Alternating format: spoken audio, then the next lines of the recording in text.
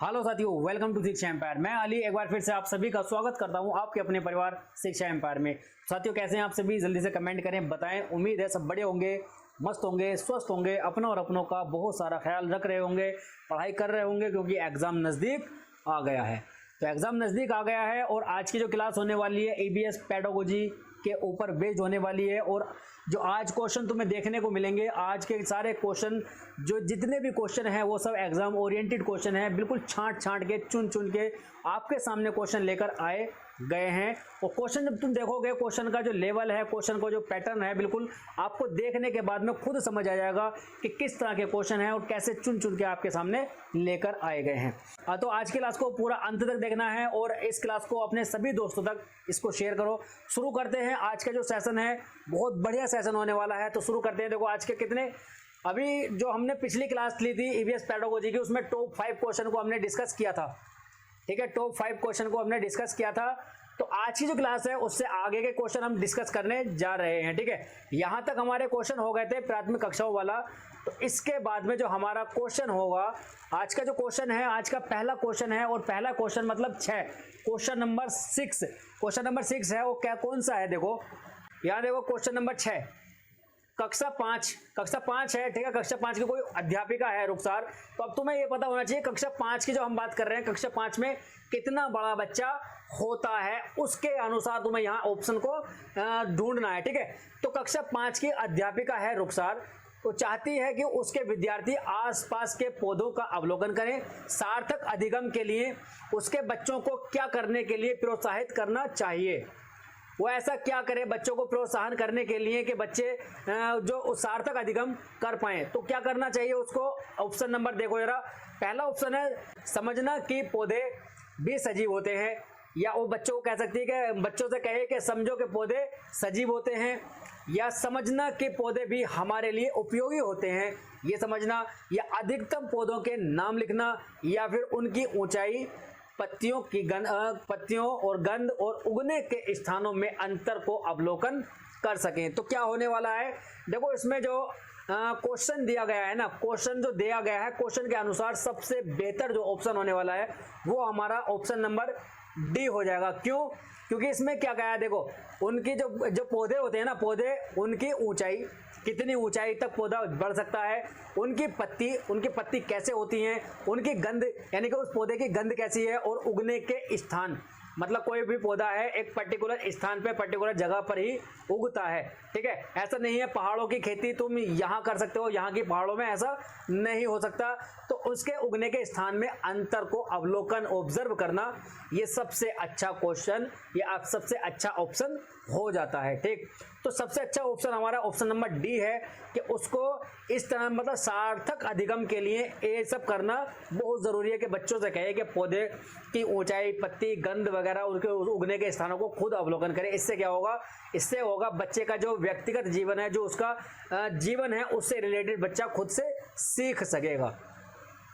Option number D हो जाएगा हमारा। ठीक है, क्वेश्चन नंबर 7 क्या कहता है? देखो क्वेश्चन नंबर 7 है, प्राथमिक स्तर पर पर्यावरण पढ़ाने के लिए निम्नलिखित में से कौन सा पहलू सबसे महत्वपूर्ण होना चाहिए?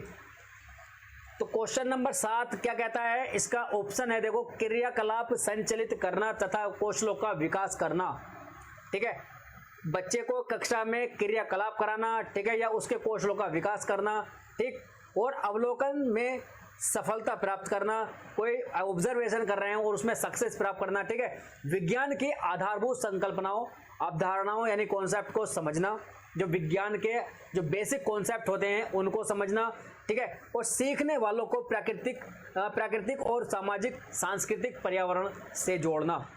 सबसे बेहतर ऑप्शन कौन सा होने वाला है? बताओ जल्दी से, तुम्हें कौन सा लग रहा है इसमें?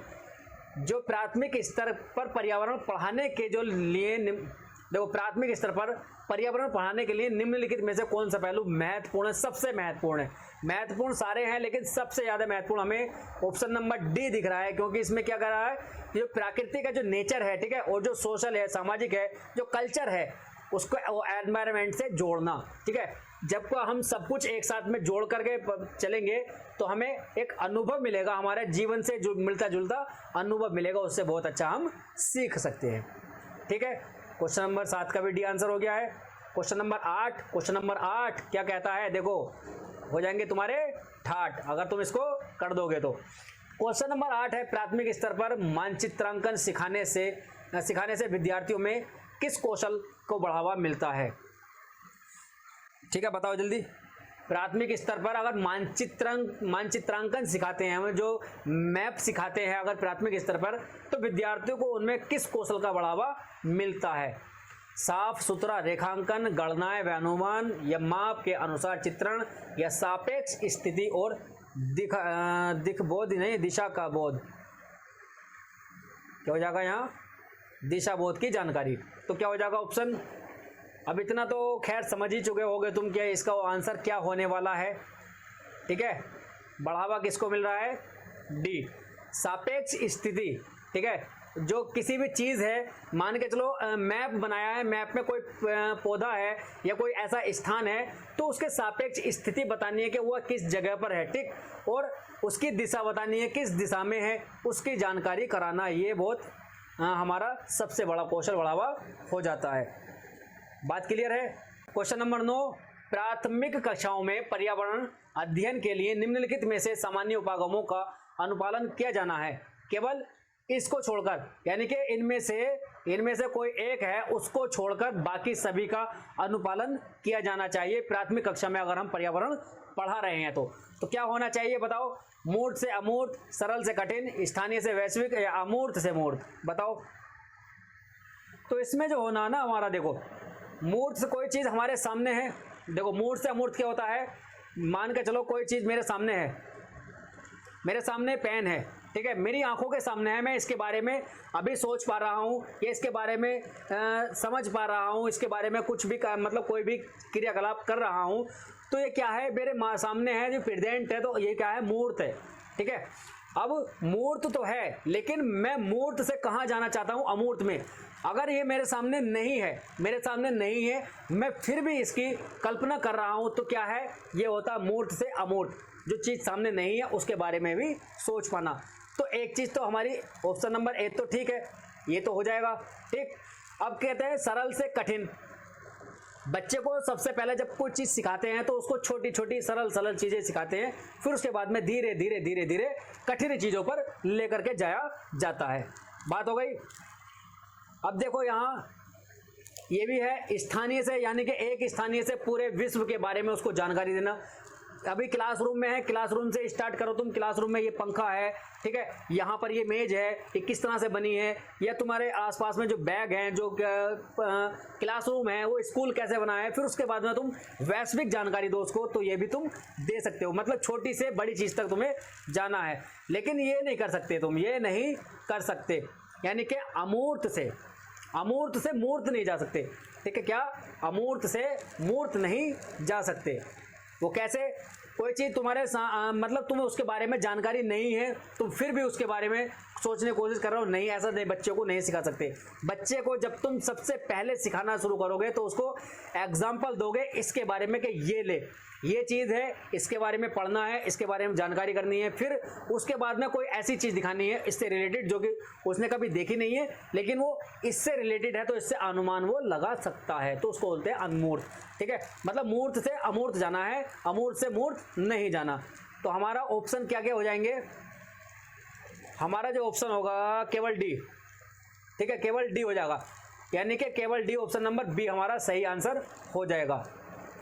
यहाँ तो इसमें गलत लिखा हुआ है, ठीक है, देखो यहाँ बी कर लेना इसको। क्या है पीछे, कुछ गलती है क्या ऑप्शन में?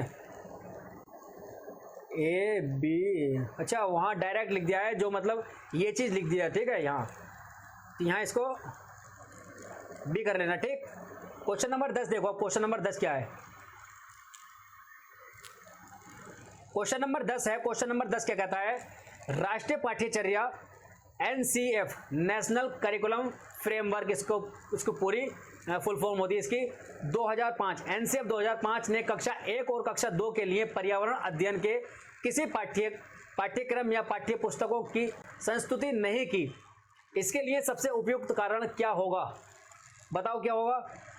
ठीक है, देखो पाठ्यक्रम इसमें क्या होगा, पहला ऑप्शन देखो, पाठ्यक्रम का भार कम करने के लिए पर्यावरण अध्ययन केवल कक्षा 3 से आगे के लिए, या फिर कक्षा 1 और कक्षा 2 के विद्यार्थी पढ़ना लिखना नहीं जानते, और संदर्भ युक्त अधिगम परिवेश प्रदान करना। तो हमारा सबसे बेहतर आंसर क्या हो जाएगा, सबसे अच्छा जो आंसर होगा हमारा वो हो जाएगा ऑप्शन नंबर डी, संदर्भ युक्त अधिगम परिवेश प्रदान करना। ठीक है, तो यहाँ हमारे क्वेश्चन 5 हो गए हैं, या हमारे क्वेश्चन 5 हो गए हैं। ठीक है, टॉप 5 क्वेश्चन जो थे वो आज हो गए हैं। आज की क्लास में हमने टॉप 5 क्वेश्चन को डिस्कस किया है। कितने? टॉप 5 क्वेश्चन को डिस्कस किया है। और इससे पहले की जो क्वेश्चन है वो अगर तुम्हें देखने हैं तो जाकर के दूसरी क्लास देख सकते हैं। इससे पहले जो क्लास थी ईवीएस की, उसमें इससे पहले के टॉप 5 क्वेश्चन डिस्कस किए हैं, बहुत अच्छे से किए हैं। और जो बच्चे आज हमसे नए जुड़े हैं उनसे रिक्वेस्ट है कि इस चैनल को सब्सक्राइब करना और घंटी दबाना ना भूलें। मिलते हैं अगले सेशन में। आज के लिए इतना ही, तब तक के लिए हंसते रहें, मुस्कुराते रहें, अपना और अपनों का बहुत सारा ख्याल रखें। धन्यवाद, टेक केयर, बाय, जय हिंद।